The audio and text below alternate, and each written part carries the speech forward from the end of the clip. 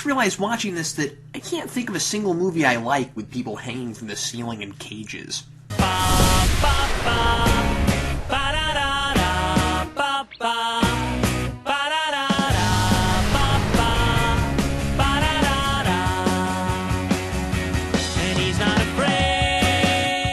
Spoiler warning, the following is an in-depth analysis. If you haven't seen this film, you might want to before watching this review. Supergirl is, for some, notorious, for others, completely forgotten. You don't always hear it come up on worst superhero movie lists, but when people do mention it, it's usually a no-holds-barred dressing down that, on the scale of fan anger, ranks up there with Batman and Robin and Howard the Duck. And believe it or not, as I'm recording this, Batman and Robin has a 5% higher score than Supergirl on Rotten Tomatoes. Elektra and Catwoman get a lot of flack both for being terrible superhero films and also for being terrible female superhero films, thus making it look like we'll never get even a solid movie in the genre starring a strong woman, much less a fantastic one.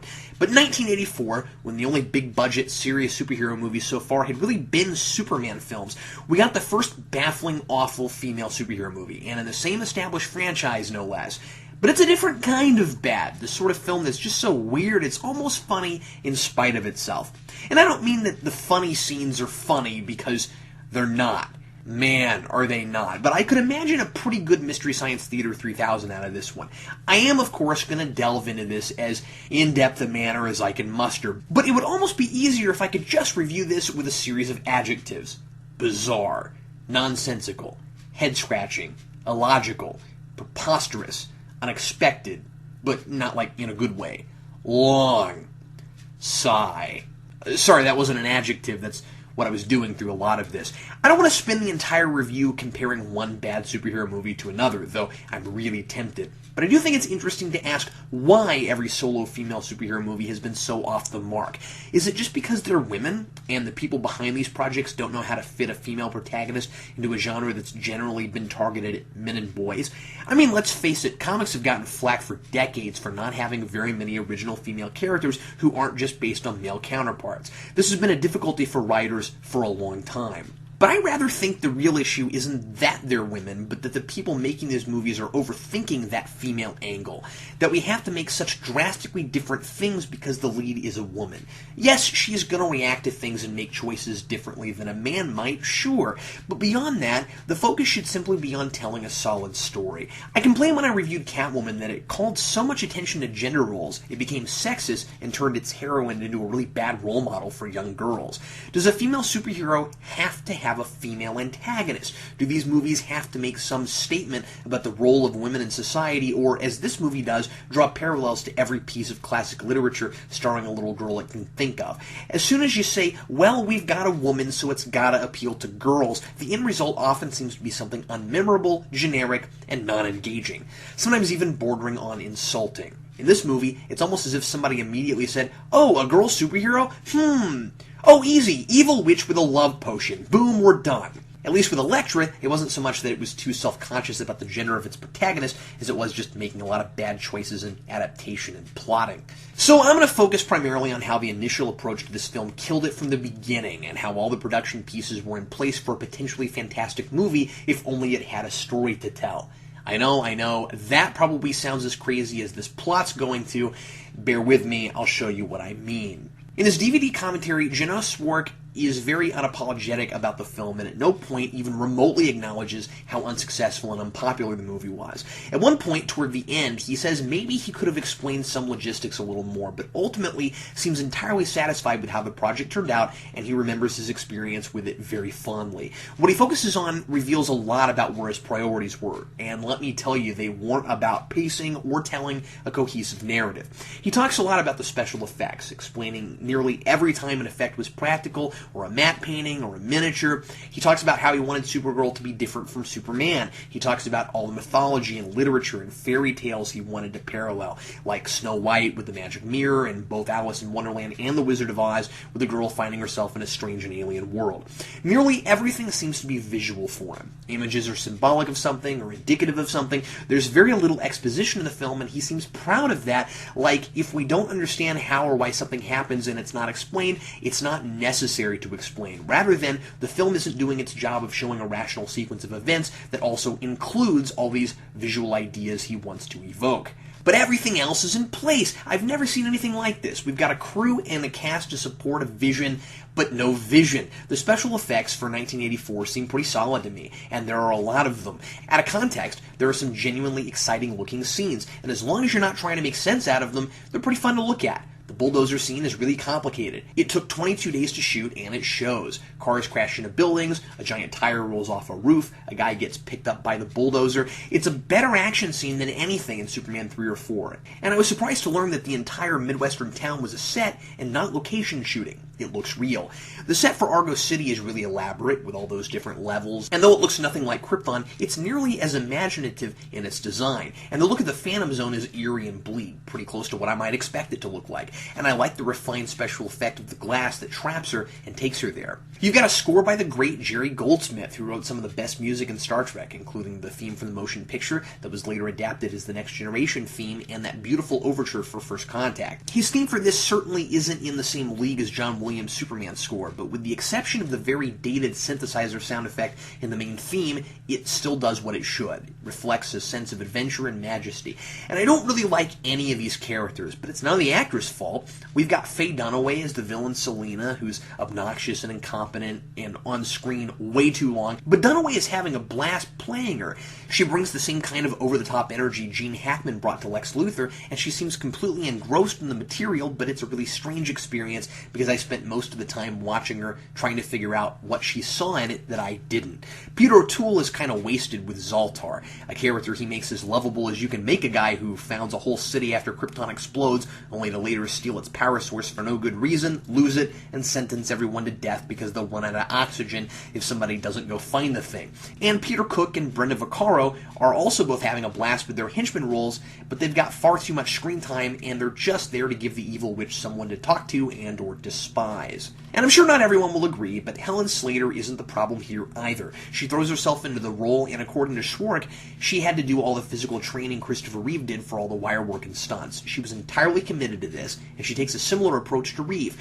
No matter how bizarre or out there the material is, she plays it completely straight. She has an infectious charm, she has a lot of grace, and a lot of natural commanding presence. Most of what she has to do and say is ridiculous, but I enjoyed the movie more imagining her do a better movie with the same attitude. It's the opposite of the problem I had with the Buffy movie, where the script was better than most of the cast and the production values. That's entirely flipped here. I can't believe the kind of confidence behind Slater's eyes. She looks like she could stand up to Superman. Originally, before Reeve declined to be in the movie, Superman was supposed to be in it, and I really think they would have been great together. They wouldn't have gotten anything cool to do if the rest of the movie is any indication, but Slater could have matched his acting ability, I think. I also think it's interesting that both were complete unknowns before they were cast, and Slater was just out of high school. This was her very first movie.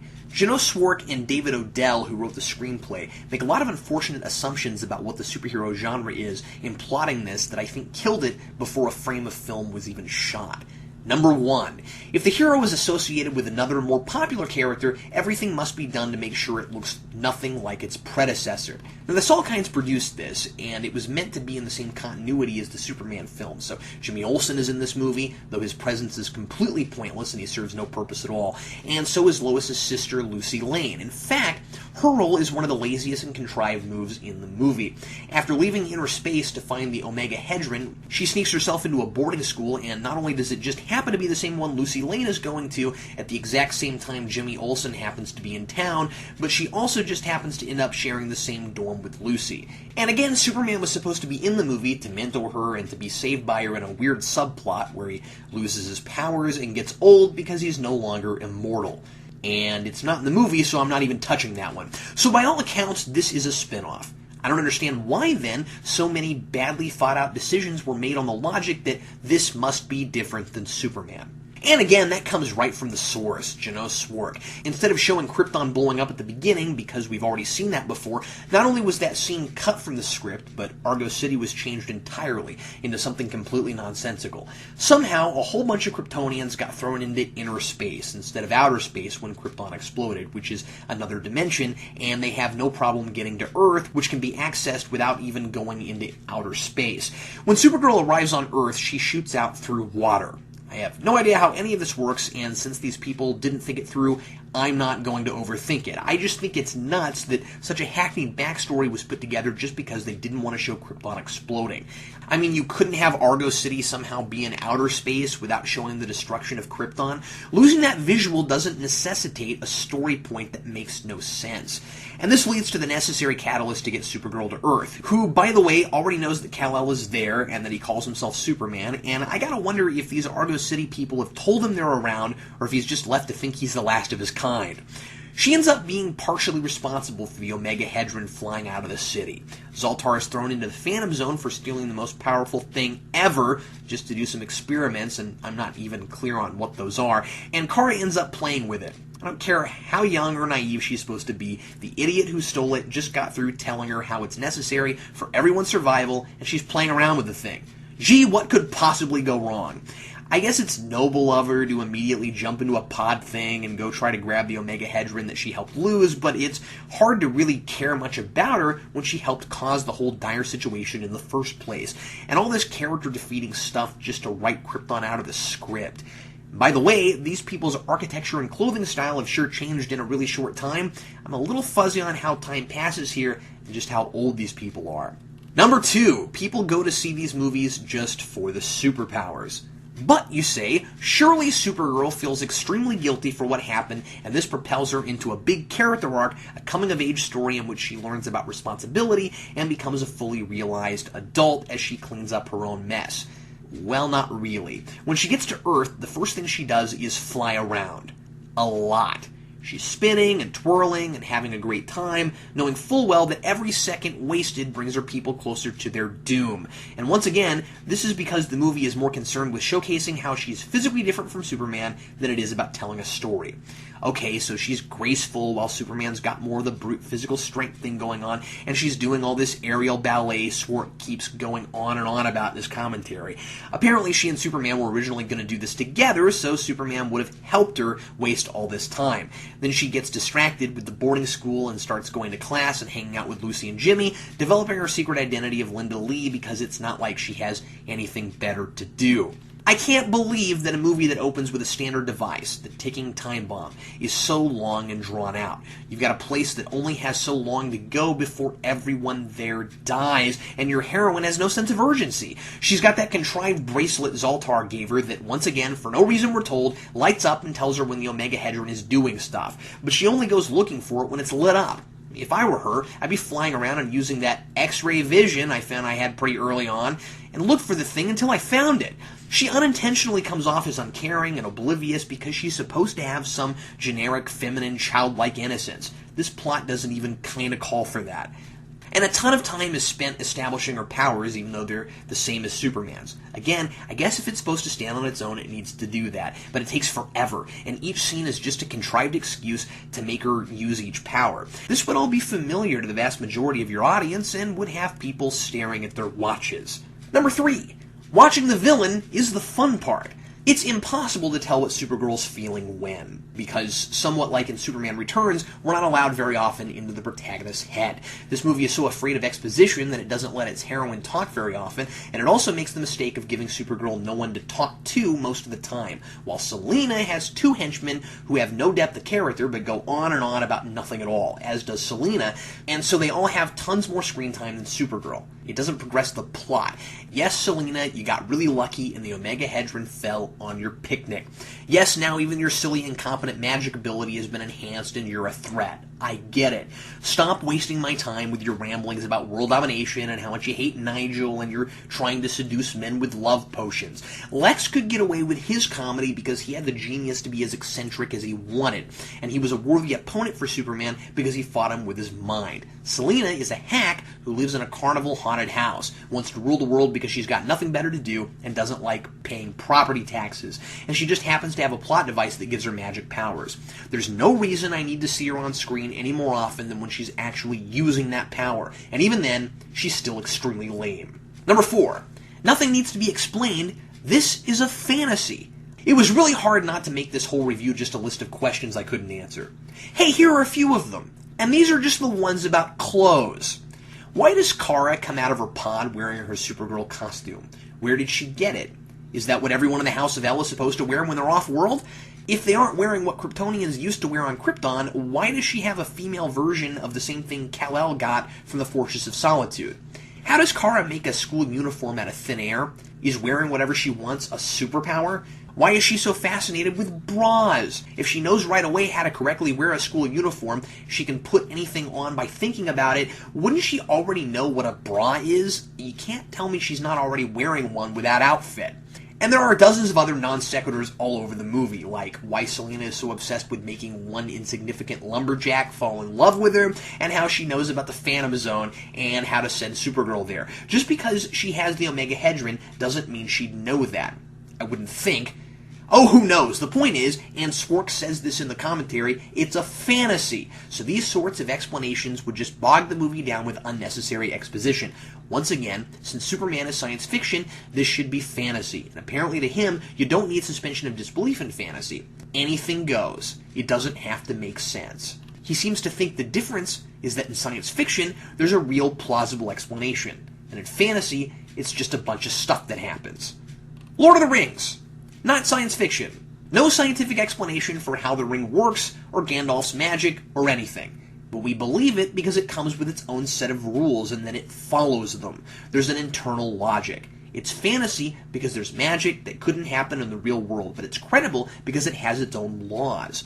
Supergirl, no laws. Therefore, not credible. Richard Lester was venturing into that territory with some of the random unexplained powers in 2 and 3, but this goes about as far as you can without degenerating into the plotting of something like Yellow Submarine. And let me reiterate this because some people have cited comics for some of Superman's powers in Lester's original Superman 2. The problem is not what power Superman has, it's that if there's not a finite set of them and we're not told what they are early on, he can solve any problem by doing anything, like Q from Star Trek, and then you've got a hero who can't be challenged. Number 5, fantasy stories all revolve around a quest for some all-powerful artifact.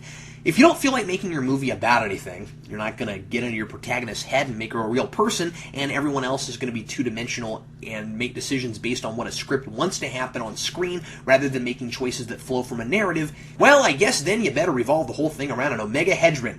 It can do absolutely anything the movie wants it to because, after all, this is fantasy, and even though it's Kryptonian technology, it doesn't have to make sense. So somehow, these people who lost their planet have an inexhaustible power source that, if in the wrong hands, can be used to make mountains pop up anywhere and let witches drive bulldozers with their minds.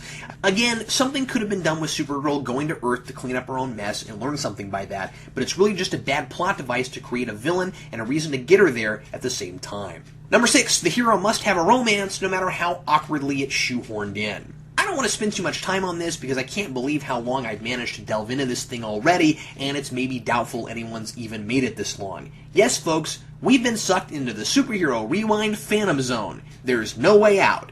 Well, there's one. That one no one's ever tried because they might die, and who'd want to do that when you could be in this desolate wasteland with black sludge everywhere for all eternity?